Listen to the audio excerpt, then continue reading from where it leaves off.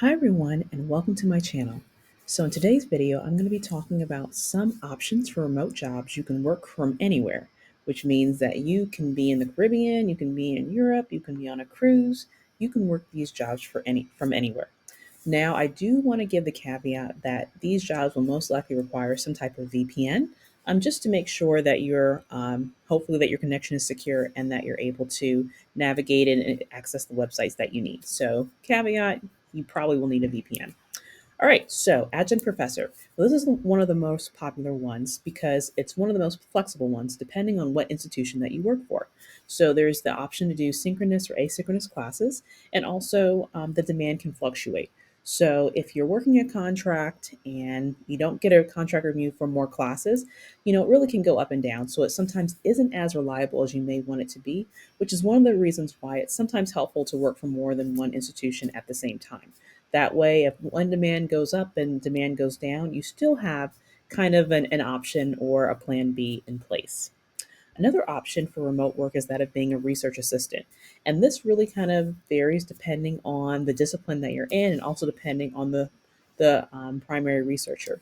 It can be helpful to have a research background. And if you have a background or have master's degree, you've done some type of research project of some sort. So this is something that you would want to highlight in your application if you're looking to get a role like this. Also, knowing being a research assistant also may require you to be connected to an institution, which means that you may have the option to, get health insurance and benefits, or you may be working as a contractor when it comes to their research department or, what they have you doing. Another option is that of utilization review, UR. And so there's different levels of utilization review. And I've listed some of those here as far as IOP, PHP, and residential facilities. But utilization review also happens in outpatient settings when it comes to mental health and psychotherapy sessions. It also happens in hospitals too. It can be contract or W 2. It can also be something that's remote or in person, but it tends to have fairly regular hours, and you're most likely not going to be on call for a UR job. It's usually something that you can do within business hours and something that you don't have to think about once you're done for the day. So that can be a good fit for somebody who just wants to work during business hours and doesn't really want to think about work after their workday has ended. Another option is that of being a virtual assistant or a clinical coordinator. There's a lot of practices out there when it comes to mental health and outpatient therapy.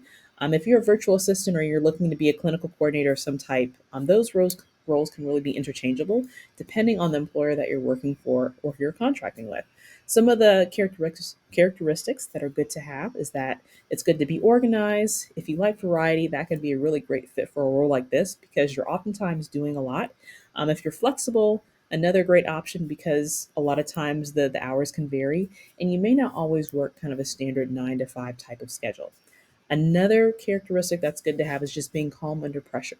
As we work with people, we know people are unpredictable and things can come up that you may not be prepared for. So remaining calm is a really great, I guess, characteristic to have when it comes to a role like this or an opportunity that you might be looking for. Also, being a clinical supervisor or field faculty member. Now, these roles can really vary depending on the school or the institution that you're connected to. They can be full time, part time, or contract. They can also be on ground or remote. So there's a lot of different options out there. So I encourage you to maybe see which one makes the most sense for what you want when it comes to employment.